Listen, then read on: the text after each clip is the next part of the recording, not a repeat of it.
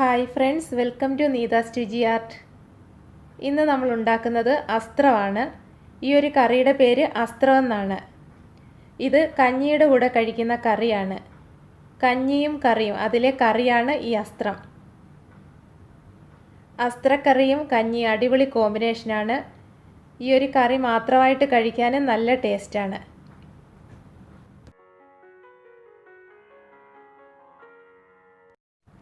ഇനി നമുക്ക് അസ്ത്രം തയ്യാറാക്കാം. ഞാനിവിടെ എടുത്തിരിക്കുന്നത് 2 വലിയ ചേമ്പ്, ഒരു ചെറിയ കഷ്ണം ചേന, ചെറിയ ഒരു കാച്ചിൽ. ഇനി ഇതിൻ്റെ തൊലിയെല്ലാം ഒന്ന് മാറ്റാം.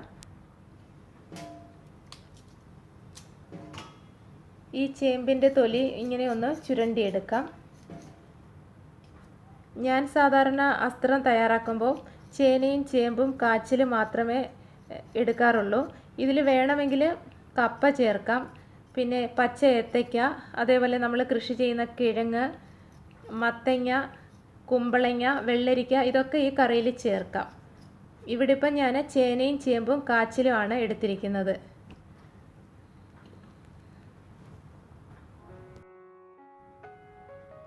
ഇനി ഈ ചേനയുടെ തൊലി ഇങ്ങനെ ഒന്ന് ചെത്തി മാറ്റാം. ഇത് എളുപ്പം വേവുന്ന ചേനയാണ്. ചില സീസണിലൊക്കെ കിട്ടുന്ന ചേനയ്ക്ക് നല്ല വേവുണ്ടാവും. അപ്പോൾ ഈ കറി തയ്യാറാക്കുമ്പം ഒരു കുക്കറിൽ വെച്ചാൽ മതി. അപ്പോൾ ചേന പെട്ടെന്ന് വെന്ത് കിട്ടും. ഇത് കാച്ചിലാണ്. ഇനി ഈ കാച്ചിലിൻ്റെയും കൂടെ തൊലി ഒന്ന് ചെത്തി മാറ്റാം. ഇപ്പോൾ ഇതിൻ്റെ എല്ലാം തൊലി മാറ്റിയിട്ടുണ്ട്. ഇതിലെല്ലാം നല്ലതുപോലെ മണ്ണുണ്ട്. ഇനി നന്നായിട്ട് ഇതൊന്ന് കഴുകിയെടുക്കാം.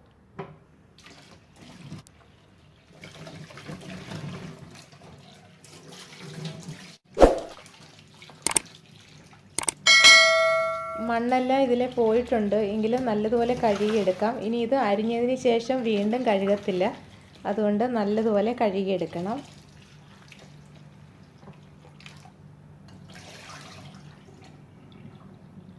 ഇപ്പം ചേനയും ചേമ്പും കാച്ചിലും എല്ലാം നന്നായിട്ട് കഴുകിയെടുത്തിട്ടുണ്ട്. ഇനി ഇത് നമുക്ക് അരിഞ്ഞെടുക്കാം. സാമ്പാറിന് നമ്മൾ കഷ്ണങ്ങളൊക്കെ അരിഞ്ഞെടുക്കുമല്ലോ, ആ ഒരു രീതിയിൽ അരിഞ്ഞെടുക്കണം. ഇതിലെ കഷ്ണങ്ങളെല്ലാം വെന്തുടയണം, എങ്കിലും കറിയിൽ കുറച്ച് കഷ്ണങ്ങളൊക്കെ കാണുകയും ചെയ്യണം. അതുകൊണ്ടാണ് ഈ ഒരു വലിപ്പത്തിൽ ഇങ്ങനെ മുറിച്ചെടുക്കുന്നത്.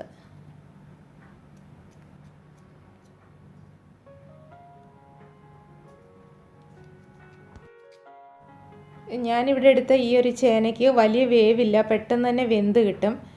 ചില സീസണിലൊക്കെ കിട്ടുന്ന ചേനയ്ക്ക് നല്ല വേവുണ്ടാവും. അപ്പോഴിതെല്ലാം കൂടി ഒരു കുക്കറിൽ വേവിക്കുന്നതായിരിക്കും നല്ലത്.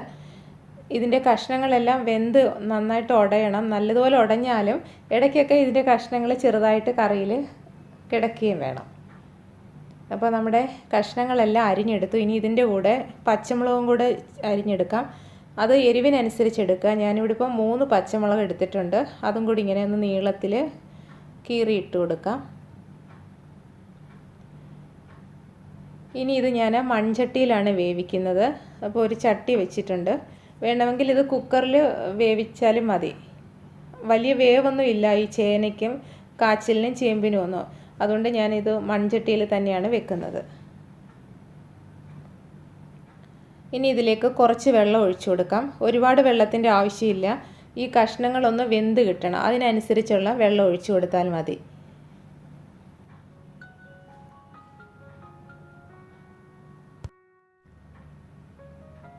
ഞാൻ ഈ കഷ്ണങ്ങൾ വെന്ത് വന്ന് കഴിഞ്ഞ് അരപ്പൊക്കെ ചേർത്തിട്ടാണ് ഇതിൽ ഉപ്പ് ചേർക്കുന്നത്. ഇപ്പോൾ ഞാൻ ഇതിലേക്ക് 1/2 ടീസ്പൂൺ കുരുമുളക് പൊടി ഇട്ട് കൊടുക്കുകയാണ്. എരിവിനനുസരിച്ച് കുരുമുളക് പൊടി എടുക്കുക. ഇനി ഇതിലേക്ക് 1/4 ടീസ്പൂൺ മഞ്ഞൾപ്പൊടിയും കൂടെ ഇട്ട് കൊടുക്കാം. കുറച്ച് മഞ്ഞൾപ്പൊടി അരപ്പിൻ്റെ കൂടെ അരയ്ക്കുന്നുണ്ട്. ഈ ഒരു കറി ഒരു മഞ്ഞ കളറിലെ കറിയാണ്, അതുകൊണ്ടാണ് ഇപ്പം ഞാൻ മഞ്ഞൾപ്പൊടിയും കൂടി ഇതിൽ ചേർത്തത്. ഇനി നമുക്ക് കറിവേപ്പില ഇട്ട് കൊടുക്കാം.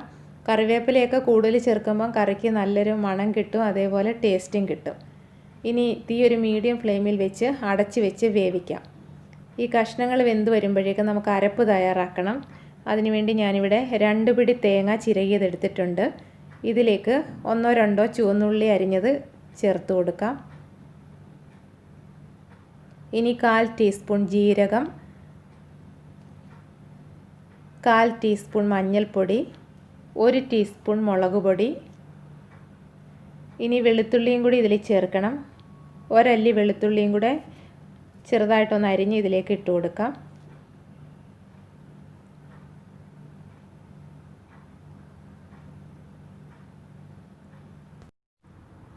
ഇനി ഇതെല്ലാം ഒന്ന് അരച്ചെടുക്കാം. ഒരു മിക്സിയുടെ ജാറിലേക്ക് ഇത് ഇട്ട് കൊടുക്കാം.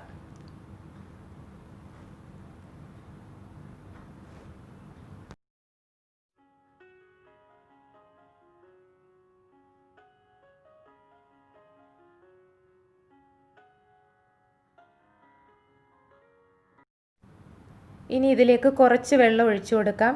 ഈ അരപ്പ് നല്ലതുപോലെ അരച്ചെടുക്കണം. ഒരുപാട് വെള്ളമായി പോകരുത്, കുറച്ച് വെള്ളം മാത്രം മതി. ഇനി ഇതൊന്ന് അരച്ചെടുക്കാം.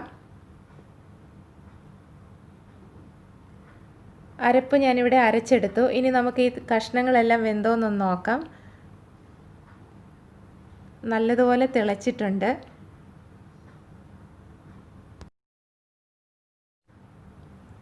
കഷ്ണങ്ങളെല്ലാം നന്നായിട്ട് വെന്തുടഞ്ഞിട്ടുണ്ട്. ഇനി നമുക്കിതിലേക്ക് അരച്ച് വെച്ചിരിക്കുന്ന അരപ്പ് ചേർത്ത് കൊടുക്കാം.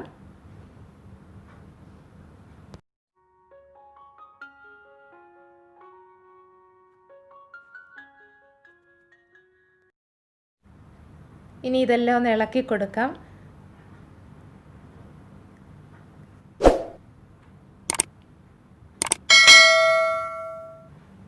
ഇനി ഇതിലേക്ക് ആവശ്യത്തിന് ഉപ്പിട്ട് കൊടുക്കാം.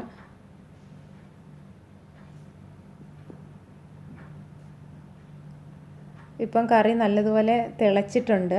ഇനി തീ കുറച്ച് കൊടുക്കാം.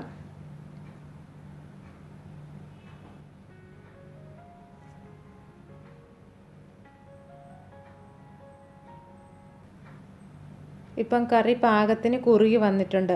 ഇത് കുറച്ച് സമയം ഇരുന്ന് കഴിയുമ്പോൾ ഒന്നും കൂടി കുറുകി വരും. ഇനി നമുക്ക് സ്റ്റൗ ഓഫാക്കാം. എന്നിട്ട് ഇനി ഇതിലേക്ക് കടുകും കൂടെ താളിച്ച് ചേർക്കണം.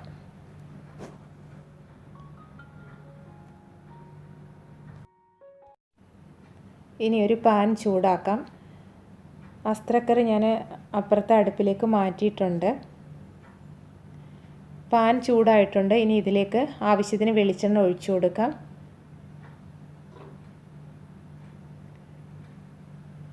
എണ്ണ ചൂടായി വരുന്നുണ്ട്. ഇനി നമുക്ക് 1 ടീസ്പൂണോളം കടുക് ഇട്ട് കൊടുക്കാം.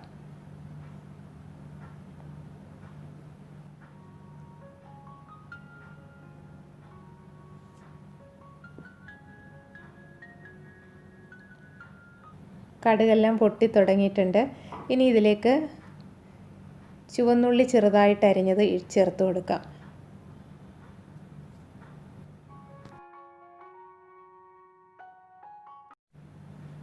ഇനി 2-3 വറ്റൽമുളക് മുറിച്ചതിട്ട് കൊടുക്കാം.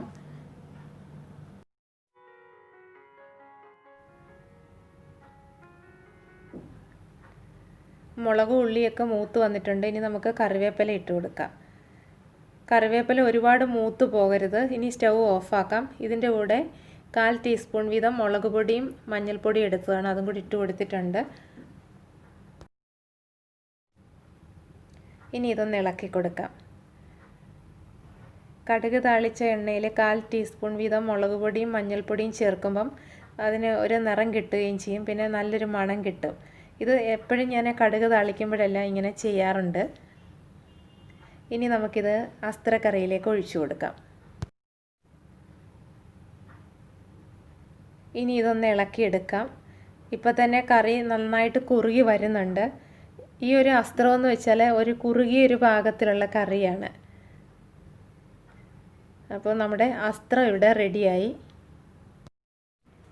ഈ അസ്ത്രക്കറി വെറുതെ കഴിക്കാനും നല്ല ടേസ്റ്റാണ്. അതേപോലെ ചോറിൻ്റെ കൂടെയും കഴിക്കാം.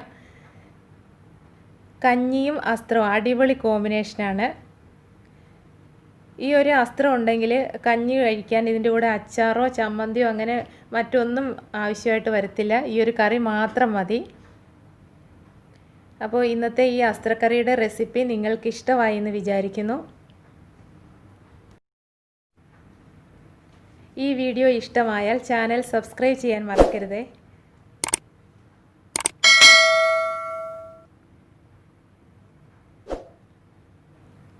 ഇനി മറ്റൊരു റെസിപ്പിയുമായി വരാം. Thank you.